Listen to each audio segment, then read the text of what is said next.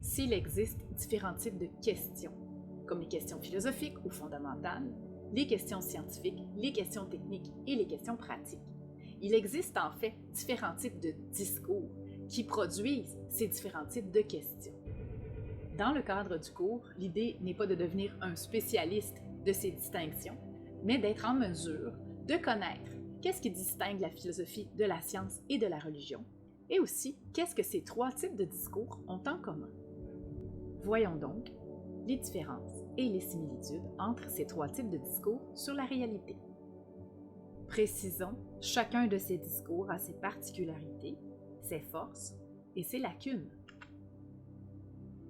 Chaque discours partage aussi des éléments communs avec les deux autres. Alors, au cœur commun à tous ces discours se trouve la quête de vérité. Depuis toujours, l'être humain est animé d'une quête de vérité, d'une curiosité inaltérable.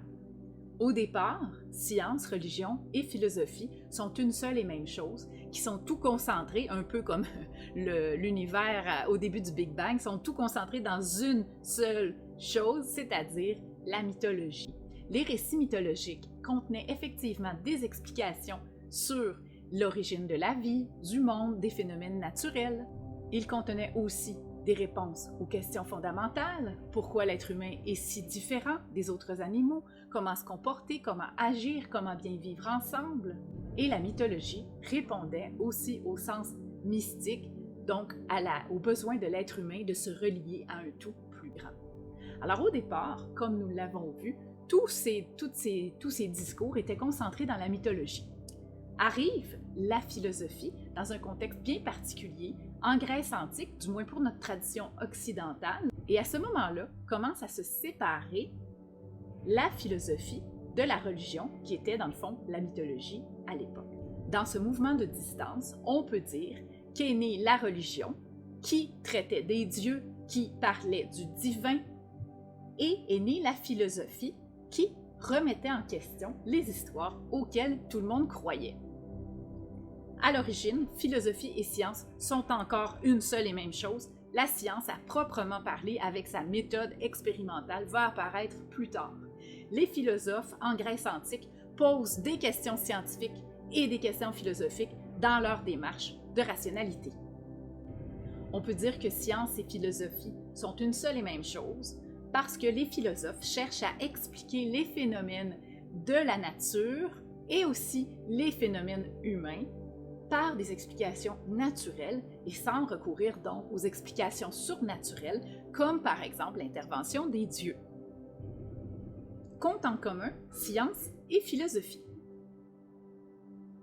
Les deux utilisent le doute, c'est-à-dire s'autorisent à remettre en question les idées, les opinions. Les deux utilisent la raison comme mode d'accès à la vérité, alors que la religion utilise la foi, et la science et la philosophie utilisent toutes deux l'esprit critique, donc un esprit autonome qui pense par lui-même et qui est en mesure de justifier rationnellement ses opinions. Maintenant, qu'est-ce que la philosophie a en commun avec la religion? Les deux discours sur la réalité partagent la même quête de sens. Quand on se demande qu'y a-t-il après la mort, on est dans un questionnement religieux ou scientifique. En fait, qu'est-ce qu'il y a après la mort? Le corps, qu'est-ce qui se passe avec les cellules, les processus biologiques? Ça peut être une question scientifique. Mais en fait, qu'y a-t-il après la mort? Les religions offrent des réponses. Certaines vont parler de l'âme, certaines vont parler d'autres éléments. Par ailleurs, religion et science utilisent tous les deux la spéculation pour formuler des réponses aux questions. C'est-à-dire, la spéculation, c'est quand on se met à réfléchir comme ça et qu'on spécule et qu'on se dit « mais qu'est-ce que ça pourrait bien être ?» et qu'on imagine, grâce à notre esprit, des réponses.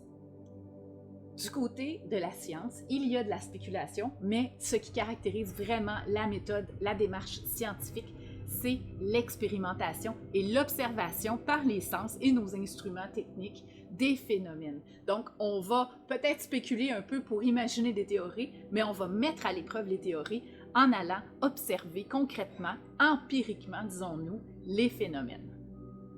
Par ailleurs, religion et philosophie répondent toutes deux aux questions fondamentales.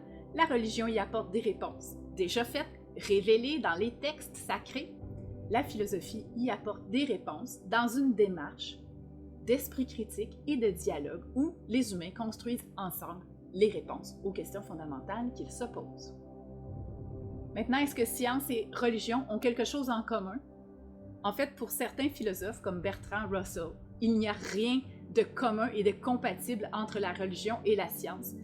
Pour ce philosophe, la religion est une entrave à la science car la religion prétend répondre à des questions scientifiques, elle déborde comme de son rôle, elle déborde de sa zone où son discours est pertinent. Pour Russell, le rôle de la religion est au niveau de l'expérience mystique, divine, du grand sentiment d'exister, du grand sentiment d'être relié à un tout plus grand. Au niveau du sentiment religieux, la religion est tout à fait appropriée. Mais quand la religion se met à répondre à des questions scientifiques comme d'où vient la vie, depuis quand la vie humaine ou depuis quand la vie existe sur la Terre, eh bien là, elle sort de sa zone. Pour un scientifique comme Einstein, qui est un scientifique religieux, science et religion sont complémentaires. Ainsi, par exemple, pour Einstein, si un scientifique peut dire comment faire une bombe atomique, il ne peut pas dire dans le cadre de son expérimentation scientifique, de sa démarche scientifique, s'il est bien d'en faire une ou non. Ainsi, pour Einstein, la religion pouvait avoir un rôle de balise et d'encadrement moral de la pratique scientifique. Bien sûr, il n'est pas nécessaire d'avoir une croyance religieuse pour avoir des valeurs, et c'est là où la philosophie peut aussi répondre, notamment avec la branche éthique, est-il bien de faire une bombe atomique? S'il y a quelque chose que partagent science et religion, c'est en lien avec la notion de vérité. Autant pour la science que pour la religion, la vérité existe à l'extérieur de l'esprit humain, alors que pour certains courants philosophiques, la notion de vérité est un construit de l'esprit humain. La vérité est quelque chose que les humains construisent qui n'existe pas à l'extérieur de leur esprit et de leur construction collective. C'est un débat qui est loin d'être résolu parmi les philosophes, mais chose certaine, du côté de la science et du côté de la religion en général, on considère que la vérité existe, même si l'humain, du côté de la science, ne pourra jamais vraiment y avoir accès, du moins directement. Si on aborde la quête de vérité propre à la science. D'abord, la science ne s'occupe pas de morale ou des questions fondamentales. Ça sort de sa zone, ça sort de son rôle, on va dire. Il n'est pas du rôle de la science de donner des réponses aux questions morales ou aux questions fondamentales. Pour la science, le savoir est cumulatif. La science explique les phénomènes sans recourir aux explications surnaturelles. Et ça, elle en tire sa source directement dans la Grèce antique, quand les premiers philosophes se sont mis à dire « et si on tentait de trouver une explication naturelle au lieu d'expliquer les phénomènes comme la foudre avec une intervention divine de Zeus ?» Aussi, la science utilise l'expérimentation pour progresser dans la connaissance. Elle peut utiliser la spéculation, comme la philosophie et la religion, mais sa méthode préférée, c'est la méthode expérimentale, c'est l'expérimentation.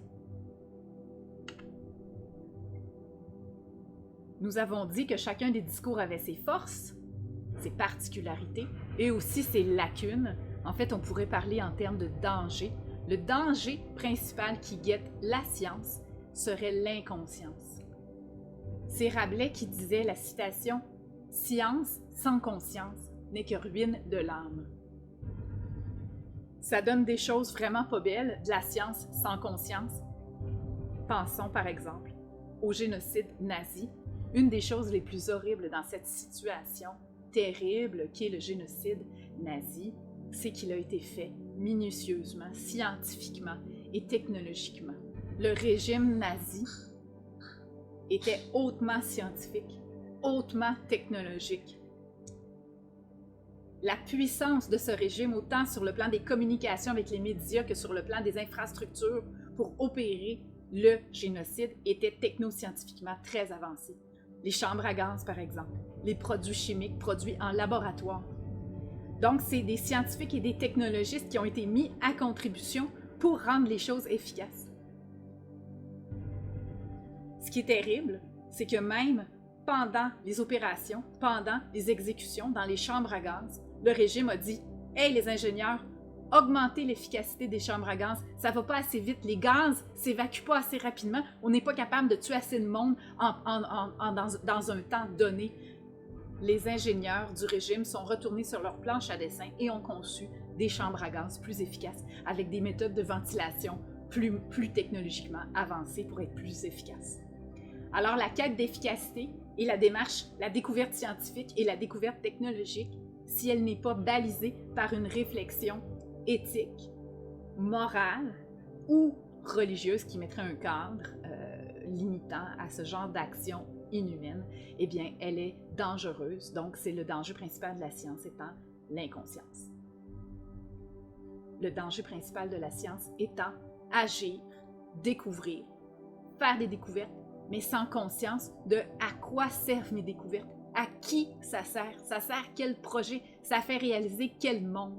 Donc, un scientifique qui ne se pose pas les questions fondamentales d'éthique, par exemple, peut constituer un danger et peut collaborer à des phénomènes collectifs vraiment horribles et pas bien du tout. Si on prend la quête de vérité, propre à la philosophie cette fois, qu'a-t-elle en propre? Qu'est-ce qui distingue la quête de vérité de la philosophie des autres quêtes de vérité? D'abord, la philosophie va utiliser le dialogue pour trouver la vérité ou construire le sens. Le dialogue, depuis Socrate, est une des méthodes préférées des philosophes. La philosophie va vraiment, au cœur de sa démarche, remettre en question. D'abord, il remet en question les réponses habituelles aux questions fondamentales. C'est ainsi que la pratique philosophique remet en question les idées populaires, les opinions populaires, ou les opinions dominantes, les idées dominantes. Donc les idées et les opinions qui circulent habituellement. La philosophie se fait un devoir de les remettre en question pour voir si ça tient. La philosophie se donne aussi la permission de remettre en question les fondements de la science. Challenge la science. Est-ce que les faits que tu produis sont solides? Est-ce que tes connaissances sont fiables? Est-ce que ta méthode est bonne? C'est donc en philosophie qu'on va remettre en question ces fondements. La philosophie se donne aussi la permission de remettre en question les vérités de la religion, ces vérités incontestables. Du côté de la philosophie, on se permet de les contester si on pense que ça n'a pas de sens. En ce qui concerne le danger propre à la philosophie, c'est le relativisme.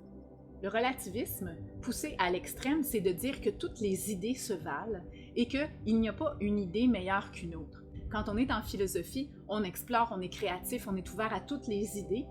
Un des dangers qu'on doit éviter quand on entre dans cette pratique avec une grande ouverture d'esprit, c'est quand même d'être en quête des meilleures idées et d'entreprendre une démarche pour dire « ceci est une meilleure idée ». Ceci est une idée qui ne tient pas. Alors, oui, on va être ouvert d'esprit, on va être créatif, on va être ouvert à toutes les idées différentes, divergentes, on va accueillir les points de vue différents. Cependant, ce n'est pas pour les gober, c'est pour les analyser à l'aide de l'esprit critique. La quête de vérité propre à la religion maintenant.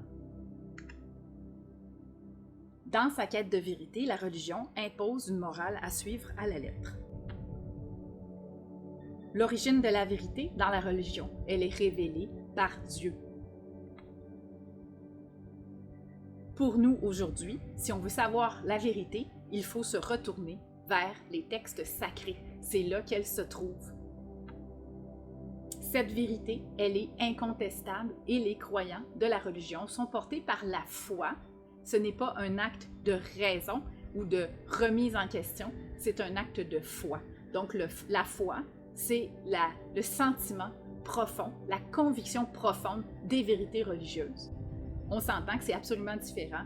C'est le contraire du doute, de la philosophie et de la science, qui remet en question la vérité et qui cherche même à la mettre à l'épreuve et à voir si, par exemple, on ne se tromperait pas par hasard.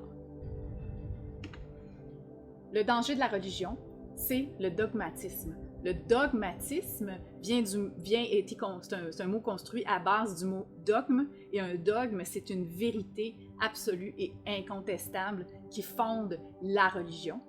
Eh bien, le dogmatisme, c'est cette attitude d'esprit d'être fermé aux idées nouvelles ou aux idées qui ne vont pas dans le sens de ce qu'on pense. C'est le dogmatisme, c'est d'être persuadé qu'on détient la vérité et que rien ne peut nous faire changer d'avis. Bien sûr, on le verra, cette attitude peut être aussi dangereuse pour soi-même ou pour les autres. En terminant, Un discours, que ce soit la science, la philosophie ou la religion, c'est un peu comme un chapeau. Et on peut en mettre un, on peut en mettre deux, et on peut même porter les trois. En fait, l'idéal, c'est de porter plus d'un chapeau. Car si je n'ai que le chapeau de la science, je peux me retrouver sans conscience. Si je n'ai que le chapeau de la religion, je peux me retrouver dogmatique. Alors un petit peu de science ou un petit peu de philosophie, d'esprit critique, me fera pas de tort. C'est la leçon de cette capsule, parce que quand on combine les chapeaux, scientifiques et philosophiques par exemple, cela permet de combiner les forces de chacun et d'éviter les lacunes.